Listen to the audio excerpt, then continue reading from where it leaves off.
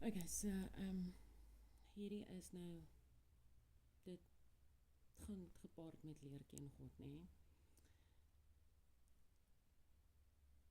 Vir 'n baie lang tyd of my eerste klompie tienerjare het ek altyd of meeste van die tyd teen Jesus gebid. Obviously op skool het ek altyd gebid Onse Vader en ek het gebid vir ons Hemelse Vader. Maar toe ek in my tienerstadium was en veral toe ek in die kinderhuis was, dit is toe ek standaard 7 was, het ek altyd teen Jesus gebid.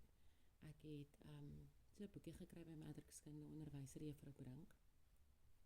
En daar het dit vir my baie gehelp, want die boekie sê toe nou, vat 'n stoel en sit oorkant die stoel en nooi vir Jesus en dan praat jy met Jesus, want hy is jou vriend.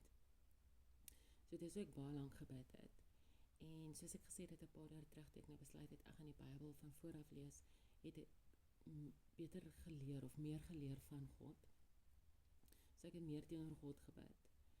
En ek is baie bang vir God, want ek dink ek is nou by ek kan nie onthou nie. Ek nie hierso.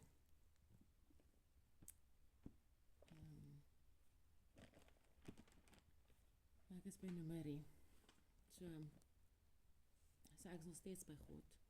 En God is baie kwaai, baie streng. Ek is baie bang vir God.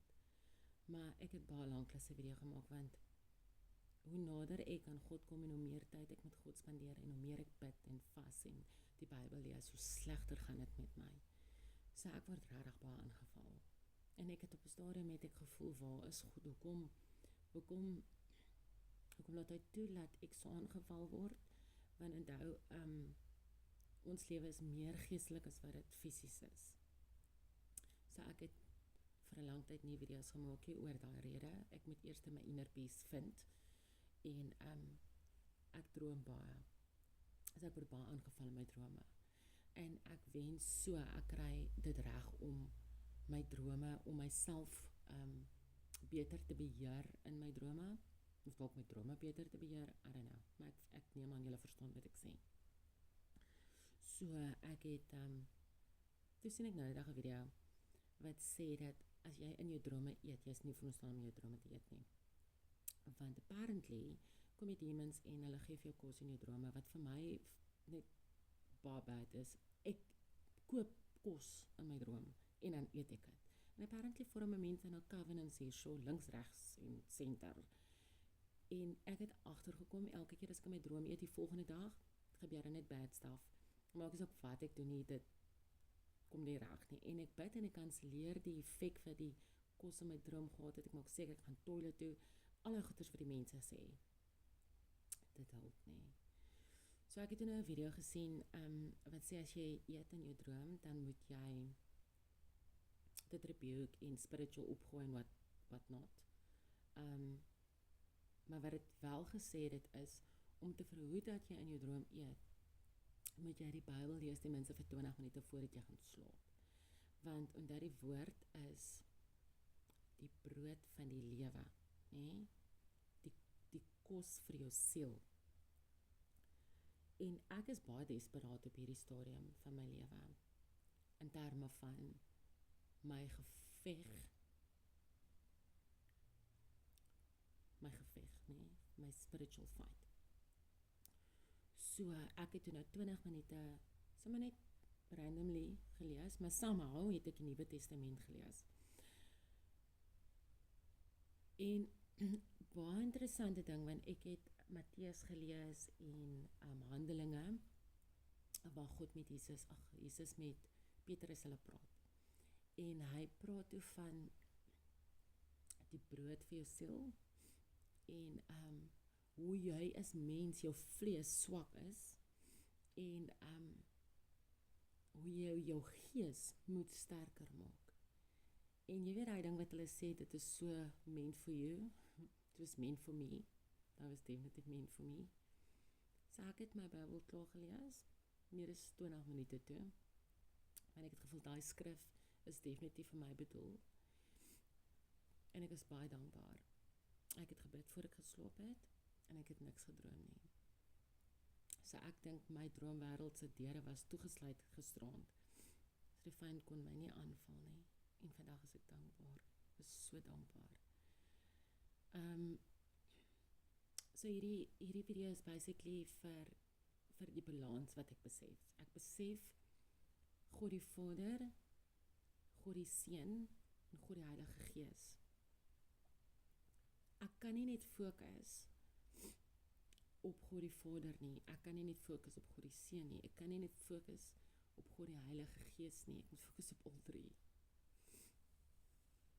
Om balans te hê is nie maklik nie. Dit is definitief nie maklik nie.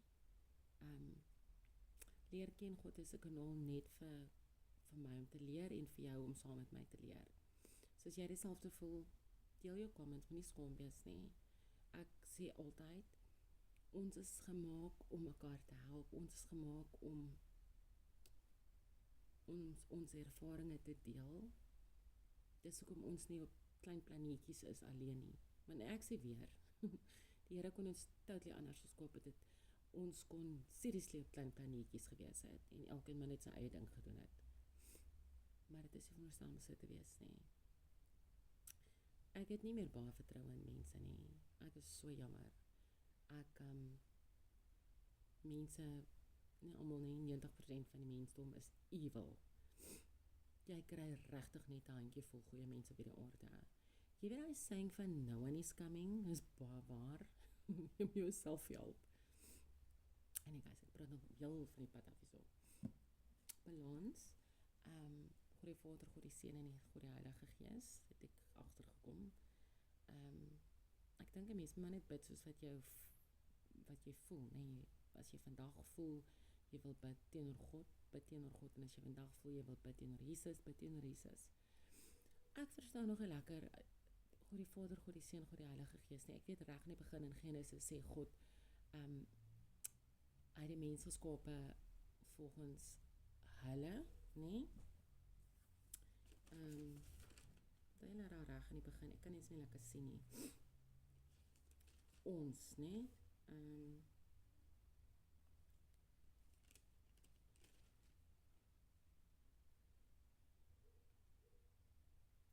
Hierso.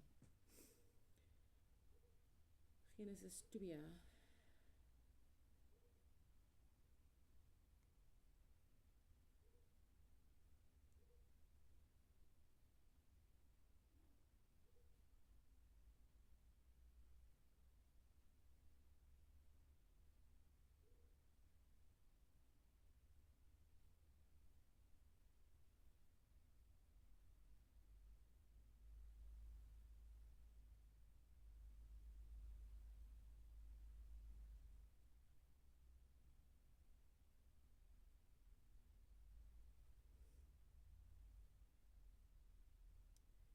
Ek weet daar is 'n versie wat daar is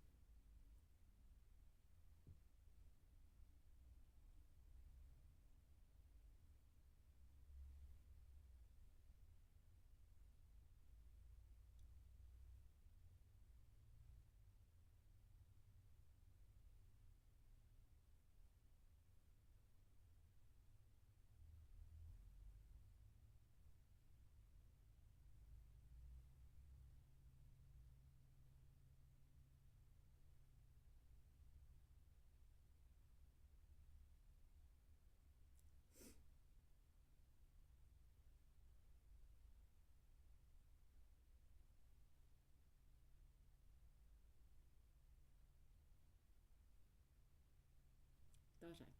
Ekskuus. Genesis 1, nee, vers 26. Sê, en God het gesê,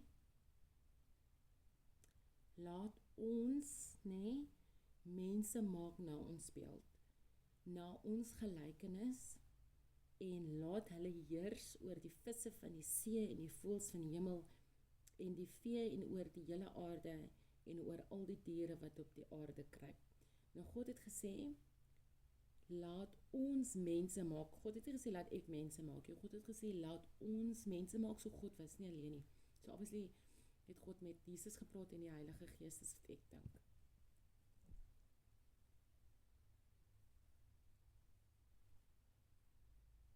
ek het nog baie vrae en ek sal my vrae met julle deel en ek hoop ek gaan antwoorde kry. En dan sal ek my antwoorde met julle deel. OK, tot volgende keer. Bye.